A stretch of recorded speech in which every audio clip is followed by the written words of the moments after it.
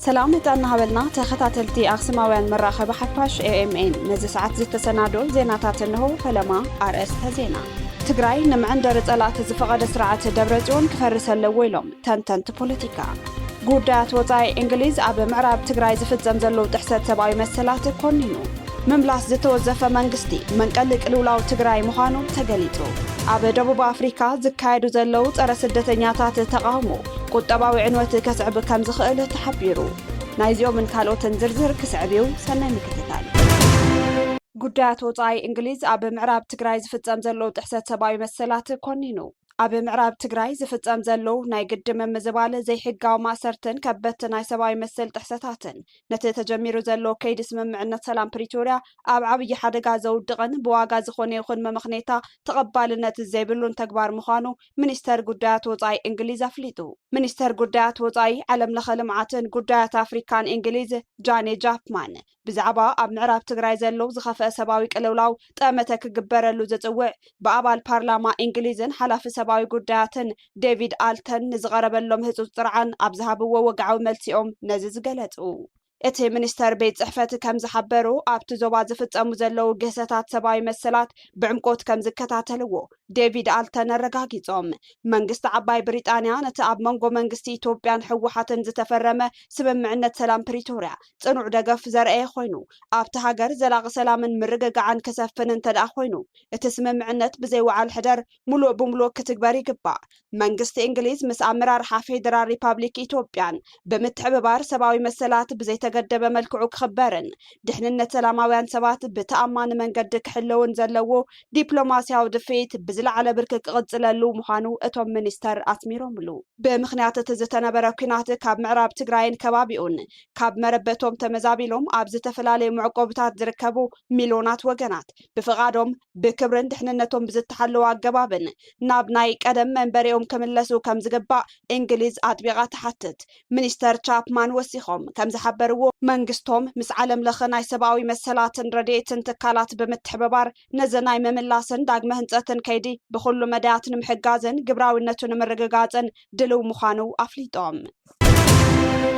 أب دبوب أفريقيا زكايدو زلو ترى سدتنياتات تقاموتات قطباوي عنوة كسعب كم زخئل تحبيرو أب دبوب أفريقيا بسنك زتجمر من قصقات ترى سدتنياتات أشحات سرحتنياتات وطعي هاجر كابت هاجر كوتو يقبر كم زلو رويترز زوتو حبريتا يرد أزدما أبت هاجر نزلو تكالات نقدن طلب حيل سبن كقود كم زخئل مهوران قطبا يتنقغلو مهوران قطبا كم زتنقغو سدتنياتات كالوت هاجرات ببزح توافيرهم زركبو شقالون مركب آتقامي أبزخونو عودتات كم حرشا هنصا هوتيلات نقدن مقوعزيان سلزي سرحو نساتو من توتيوم أبت عودي قفي حترات حيل سابك فتار كم زخيلي حبرو اتوم تقاومتي مارش بزبل سم بموداب جزا بمئتاو سند يبلو من زبلوهم سدتنياتات نا بوليس يركبو كم زلون ازدمان اتوم بسدتنياتات زوننو اسبازا زبهالو كبابياو دكوانات يفرارحو بمهلاوم አከፋፈልተን አፍሬትን ትካላት በትኩነታት ይጽለውለው ተባሂሉ እቶም ሰልፈኛታት ሀብትን ጸጋታትን ተሃገር በስደተኛታት ይውነኑለው ኢሎም እንኳን ተአመኑ ጸብጻብ ውድብ ሕብራት ሀገራት ግን ስደተኛታት ኣብ ዓመታዊ እቶት GDP ደቡብ አፍሪካ ከሳብ 900 ታበርክቶ ከም ዘለዎም የረድእ ባንክ ዓለም እውን ሓደ ስደተኛ ስራሕ ክረክብ ከሎ ንደቂ ዓዲ ተወሳኺ ክልተ ስራሕ ከም ዝፍጠር ይገልጽ ካብዚ በመበጋሲዩ ድማ እቶም ስደተኛታት ካብቲ ሃገር ምስ ወጹ ኣብቲ ሃገር ቀሊል ዘይበሃል ቁጠባ ዝቕባበ ክኽሰት ከም ዝኽእል እዩ ዝግለጽ ዘሎ እዚ ውጥረት እዚ ንደቡብ አፍሪካ ጥራሕ ዘይኮነስ ነተን ካብ ደቡብ አፍሪካ ብዝላኽ ገንዘብ ዝምርኮሳ ጎረባብቲ ሃገራት ዚምባብዌን ማላዊን እውን ዓብይ ቁጠባዊ ጸገም የምጽአለን ከም ዘሎ ክግለጽ ከሎ ድሮውን ብሰንኪ ስጋት ድሕነታ ሸሓት ዜጋታት ማላዊን ዚምባብዌን ናብ ሃገሮም ይምለሱ ከም ዘለው እቲ ሓበሬታ የረድእ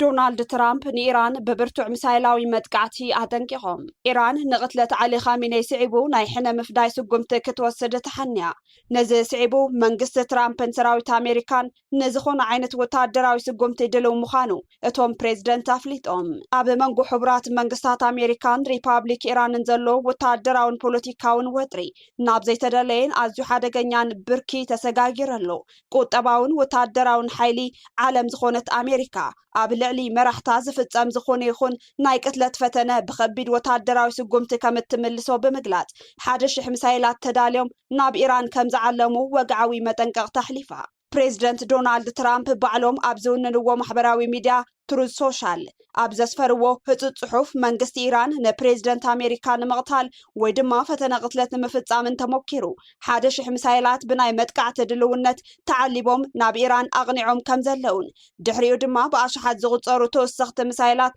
ብተኸታታሊ ከም ዝስዕቡን ኣጥቢቖም ኣጠንቂቖም ኣለዉ እዚ መግለፂ እዚ ኣብቲ ዞባ ዘሎ ናይ ኩናት ስጋት ብዕፅፊ ከም ዝውስኽ ዝገብር ምዃኑ ተንተንቲ ፖለቲካ ይሕብሩ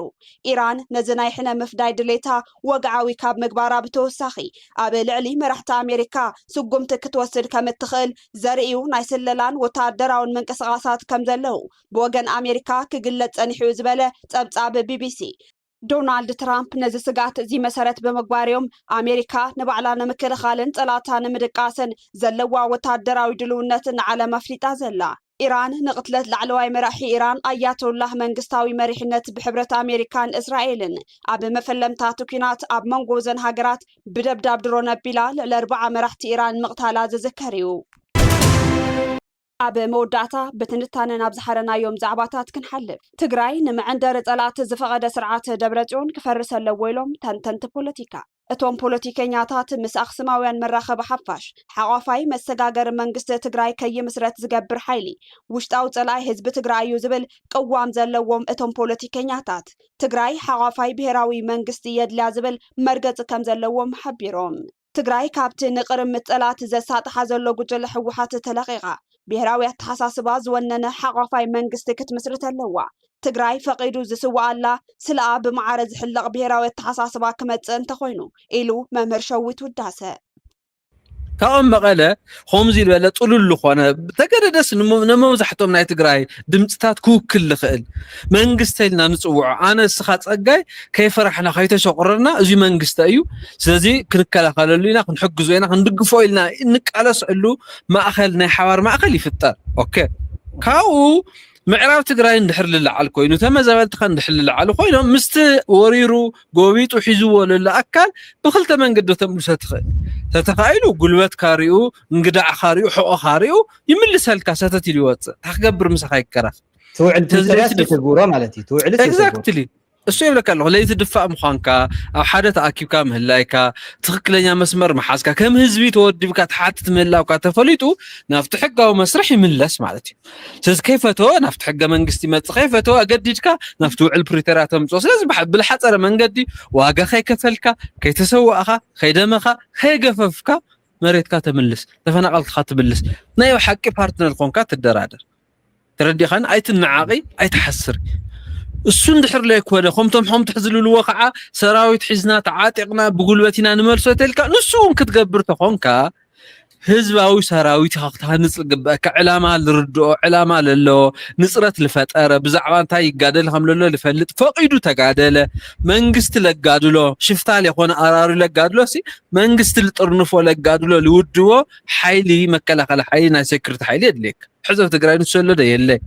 تتريف لبهال بوعلو منجدي لتتعايش تأمرني على قولنا ناي ريزيستانس حيلي بليعم محنش شم ما انت سلطانهم كولو ما انت خالي تقمام كولو أواقينا مفعودة من قد انتواتي وموديهم معانتو تقاي الكارير ብሄራውነት ከም ስጋት ዝርኢ ስርዓት ንልምዓትን ሉዓላውነትን ህዝቢ ትግራይ ዘይኮነስ ንወንበር 4 ኪሎና ቃመተ ኣብ ትግራይ ብሄራዊ መንግስቲ ክምስረት ኣይደልን ንሱ ድማ እትሕዚ ኣብ ትግራይ ስልጣን በኃይል ሒዙ ዘሎ ጉጅለ እይሉ ፖለቲከኛ ጸጋይ ገብረ መድህን ማለት ትግራይ ትወት ትግራይ በሰላም ትኾን ትግራይ ይሕለፈላ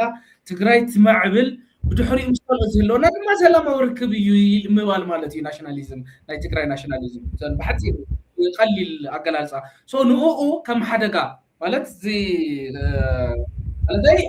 فتوتات كل علنا يجي بالسقاط سلزلوا مالتي سو كلتي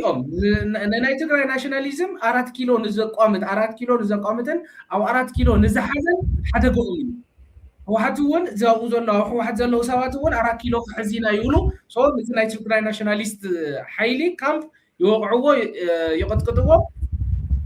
بتجنون بترتار عينن بسقات عينن ري انجيجمنت كي يعبي قم نجر كي يصرح يقولوا له تاسوي معنا تكراي ከም መጣልዕት ዝገብሩሉ ዘሎ ማለት እዩ ሶ አውዚ መምህር ሸዊት ቀፂሉ ኣብ ትግራይ ዘሎ ህዝቢ ብሄራዊ መንግስቲ ክጣየሽ ህዝቢ ስለ ትግራይን ሰላማን ክሓስብ ዝደሊ እኳ እንተኾነ ኣግሂዱ ብቁሉዕ ፖለቲካዊ ቃልሲ ገይሩ ብሄራዊ ሓዋፋይ መንግስቲ ከይምስረት ናይ ድሕንነት ስጋት ስለ ዘለዎ እዩ እዚ ድማ ፖለቲካዊ ለውጢ ከምፅእ ኣይኽእልን ንዕኡ እውን ብሓይሊ ስርዓተ ደብረጽዮን ተጨቂኑ ዝነብር ዘሎ እቲ መፍትሒ ግን ፍትሓዊ ፖለቲካዊ ቃልሲ ምክያድ ምዃኑ ይገልጽ ያ ንዓየ ተደጋጊሙ ክነውግዖ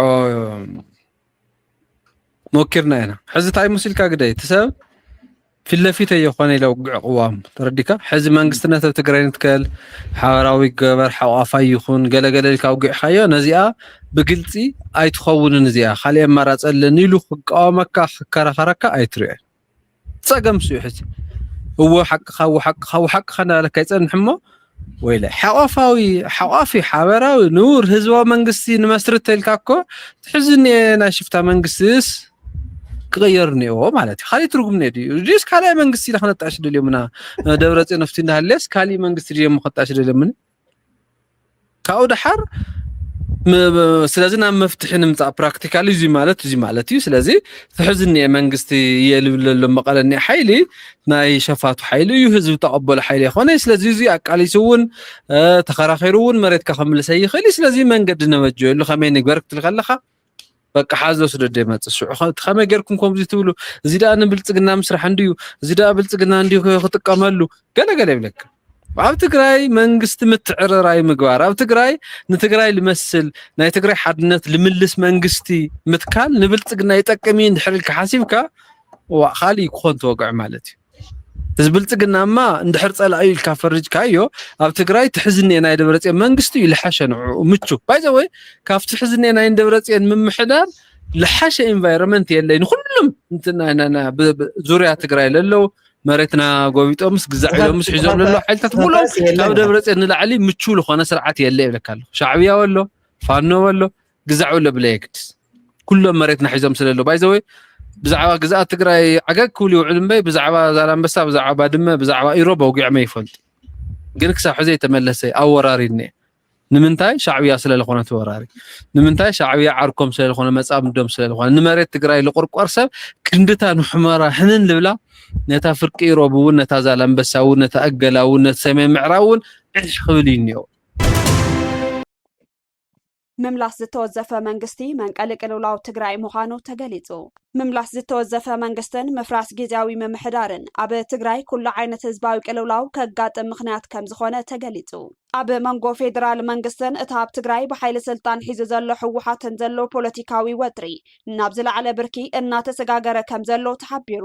ሕወሓት ነቲ ጊዜያዊ መምሕዳር በመፍራስ ዶክተር ደብረጽዮን ገብረ ሚካኤል ፕሬዝዳንት ገይሩ ምሻሙ ስዒቡ አዲስ አበባ ቁጠባዊ እገዳ ኣንቢራላ እቲ ጉዳይ ኣብ መድረኽ ዓለም እውን ክቃላሕን ሕወሓት ምስ መሻርክታ ኣብ ልዕሊ ኢትዮጵያ ናይ ኩናት መስርሕ ትኽተል ከም ዘላን ሚኒስትሪ ጉዳያት ወፃኢ ጌድዮን ጢሞቴዎስ ከም ዝክብሉ ተዛሪቦም ሕወሓት ሓድሽቲ መሳርሕታት የተኣኻኽበሉ ኢሎም መስርሕ ሰላም ፕሪቶርያ ኣብ መንጎ ተስፋን ስጋትን ምጽንሑ ዝፍለጥ ኮይኑ ኣብዚ ሕዚ እዋን ብሰንኪ ኣብ መንጎ ክልቲኦም ወገናት ዝተፈጠረ ዓሚቕ ፖለቲካዊ ምስሕሓብን ንሕድሕዶም ዝጋጨው ስጎምትታትን ናብ ከቢድ ሓደጋ የንሳዕርር ከም ዘሎ ኣህጉራዊ ትካል ዜና አልጀዚራ ኣብ ዘውፅኦ ጸብጻብ ኣመልኪተሎ እዚ ጸብጻብ ከም ዝሓበሮ እታ ወረቐት ዝሰፈረ ስምምዕ ኣባይታ ብዘይ ምትርጋሙ ዘጋጥሙ ዘለው ዕንቅፋታት ነቲ ዞባ ዳግም ናብ ዘይተደለየ ወጥሪ ይደፍኦሎ ክብል ኣቃሊሑ ዋና መበገሰ ናይ ዝሓድሽ ፖለቲካዊ ምስሕሓብ እንታይ ዝብል ሕቶ ዝመለሱ ማዕከናት ዜና ዶቼ ቬለን ሮይተርስን ዝተባሃሉ ኣህጉራውያን ትካላት ከም ዝጸብጸብዎ ሕወሓት ኣብ ሚያዝያን ጉንበት 2018 ዓ.ም ነቲ ብመሰረት ስምምዕ ሰላም ፕሪቶርያ ተመስሪቱ ዝነበረ ጊዜያዊ ምምሕዳር ትግራይ ብምፍራስ ነቲ ቅድሚ ኩናት ዝነበረ ባይቶን መንግስትን ትግራይ ዳግም ከም ዝመለሱ ኣፍሊጡ ብተወሳኺ ድማ ዶክተር ደብረጽዮን ገብረ ሚካኤል ፕሬዝዳንት ክልል ትግራይ ገይሩ ከም ዝመረጾ ብወግዒ ገሊ ገሊጹ ኣሎ እዚ ስጉምቲ እዚ ብወገን ፌደራል መንግስቲ ከም ቀጥታዊ ጥሕሰት ስምምዕ ሰላም ፕሪቶሪያ ተወሲድሎ ዝብል መከራኸሪ አጀንዳ ምዃኑ ኣነፂሮም መንግስቲ ፌደራል ነዚ ስጉምቲ ዝስዒቡ ኣብ ልዕሊ እቲ ክልል ዝተፈላለዩ ቁጠባዊ ፀቕጥታት ከም በጀት ምቁራፅን መሃያ ሰራሕተኛታትን መንግስቲ መጋድን ዝኣመሰሉ ስጉምትታት ክውሰድ ምግዳዱ ኣብ ባይታ ዘለው ሓቅታት የግህድዎ በቲ ካልእ ሸነኽ ድማ እቲ ፌደራል መንግስትን ዓለም ለኸ ማሕበረሰብን ብዛዕባ ዘይተማልአ ምውራድ ዕጥቂ ዲዲአር ሓያል ነቐፌታን ክስን የቕርቡ ኣለዉ ዘሪፖርተር ዝተባሃለ ጋዜጣ ከም ዝፀብፀቦ ሚኒስተር ጉዳያት ወፃኢ ኢትዮጵያ ጌዲዮን ጢሞቴዎስ ኣብ ለንደን ኣብ ዝርከብ ትካል ቻትሃም ሃውስ ኣብ ዝሃብዎ መግለፂ ኣብ ትግራይ ዘለው ሓይልታት ሓደሽቲ መሳርሕታት ውግእ የተኣኻኽቡ ከም ዘለውን ምስ ዝተፈላለዩ ሓይልታት ኪዳን ይፈጥሩ ከም ዘለውን ገሊፆም እዚ ተግባር እዚ ድማ ነቲ ተበፂሐ ዘሎ ሰላም ኣብ ከቢድ ሓደጋ ከም ዘውደቑ እቶም ሚኒስተር ኣጥቢቖም ተዛሪቦም እዚ ፖለቲካዊ ቃልሳብ ዝካየደሉ ዘሎ እዋን ኣብ ባይታ ዘሎ ሰብኣዊ ቅልውላው ግን ገና መፍትሒ ኣይረኸበን ዘሎ ብፍላይ ኣብ ምዕራብ ትግራይ ዘሎ ኩነታት ፍታሕ ከይረኸበ ብምጽንሑ ብኣሽሓት ዝቑፀሩ ተመዛበልቲ ሓሙሽተ ክረምቲ ኣብ ኬንዳ መንባሪ ኣክል ብምባል ኣብ ከተማ መቐለን ካልኦት ከባብታት ትግራይን ናብ መረበቶም ክምለሱን ውሕስነት ህይወቶም ክረጋገፅን ይሓቱ ኣለዉ ሰብኣዊ መሰላት ዝከታተል ትካል ሂማን ራይትስ ዎች ኣብ ዘውፅኡ ዓመታዊ ሪፖርት እውን ኣብ ምዕራብ ትግራይ ኣብ ልዕሊ ተወለድቲ ትግራይ ዝፍጸሙ ግፍዕታት ማእሰርትን ምንቅስቓስ ናይ ምድራት ተግባራት ገና ይቕፅል ከም ዘሎ ኣቃሊሑ ኣብ መንጎ እዚ ኩሉ ዘባዊ ወጥሪ ግን ቀዳማይ ሚኒስተር ኣብይ ኣሕመድ ኣብ ባይቶ ወከልቲ ህዝቢ ተረኺቦም ኣብ ዘስምዕዎ መደረ እቲ ሃገር ንሉዓላውነታ ዝኾነ ይኹን ስጋት ከም ዘይብላን ምክልኻል ዓቕማ ብዝለዓለ ብርኪ እተጠናኽር ምህላዋን ገሊፆም ኣለዉ እቶም ቀዳማይ ሚኒስተር ቀፂሎም ኣብቲ ዞባ ዝፍጠሩ ሓደስቲ ወታደራዊ ኪዳናት ንኢትዮጵያ ከም ዘየስግእዋ ዘነፀረ መብርሂ ንቤት ምኽሪ እቲ ሃገር ኣረጋጊ ይኹን እምበር ውሽጣዊ ናይ ጉዱድ ወታደራዊ ምልመላታት ኣብ ትግራይን ምትእኽኻብ ሓይልታትን ነቲ ወጥሪ ከጋድዶ ከም ዝኽእልን ኣብ ግምት ብምእታው ኩሎም መዳርክቲ ኣካላት ናብቲ ናይ መጀመርታ ስምምዕ ተመሊሶም ዘለው ኣፈላላያት ብዘተ እንተዘይፈትሖምዎም እቲ ዞባ ናብ ዝኸፍአ ኩናት ክምለስ ከም ዝኽእል ብዙሓት ተንተንቲ ፖለቲካ የጠንቅቑ ኣለዉ ካብ ኣክሱማውያን መራኸቢ ሓፋሽ ናይ ዝዕለት ዜናታት ክትከታተሉ ፀኒሕኩም ንምክትታልኩም ነመስግን ምስ ዝተረፉ መደባትና ሰናይ ግዜ